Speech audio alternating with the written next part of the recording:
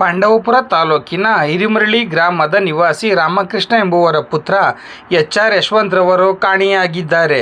ಈತನ ಸುಳಿವು ಸಿಕ್ಕಲ್ಲಿ ಪಾಂಡವಪುರ ಪೊಲೀಸ್ ಠಾಣೆ ಅಥವಾ ದೂರವಾಣಿ ಸಂಖ್ಯೆ 7240703333 ಅನ್ನು ಸಂಪರ್ಕಿಸಲು ಕೋರಲಾಗಿದೆ.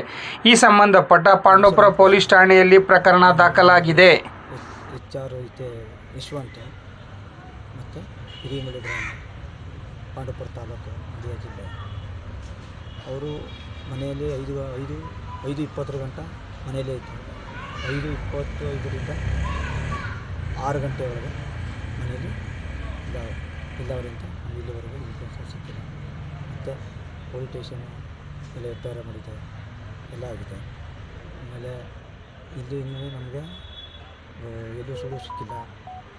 ಮತ್ತು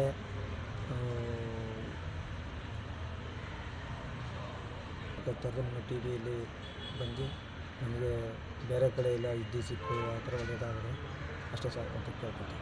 ಎಲ್ಲಿ ಓದ್ತಾ ಇದ್ದ? ಯಾವ ಕಾಣೆಯಾಗಿದ್ದು? ಅವರು ಓದ್ತಿದ್ದು 2024ರಲ್ಲಿ ಓದ್ತಿದ್ರು. 4 ತಿಂಗಳಿಂದ ಓದಿಕೊಯ್ತಿಲ್ಲ. ಯಾವ ಸ್ಕೂಲಲ್ಲಿ ಓದಿದ್ರು? ಕಾಲೇಜಲ್ಲಿ. ನಮ್ಮ ಮನೇಲಿ ಜಗಳ ಆಯ್ತಾನ ಬೈದಿದ್ರ? ಯಾವುದೇ ಥರ ಮನೆಯಲ್ಲಿ ಮತ್ತು ಅಲ್ಲಿ ಹುಡುಗರ ಜೊತೆಯಾಗಿ ಯಾವ ಥರ ಅಂತ ನಮ್ಗೆ ಗೊತ್ತಿಲ್ಲ. ಒಂದು 4 ತಿಂಗಳ ತನಕ ಒಂದು 2 ಸಮ್ಮು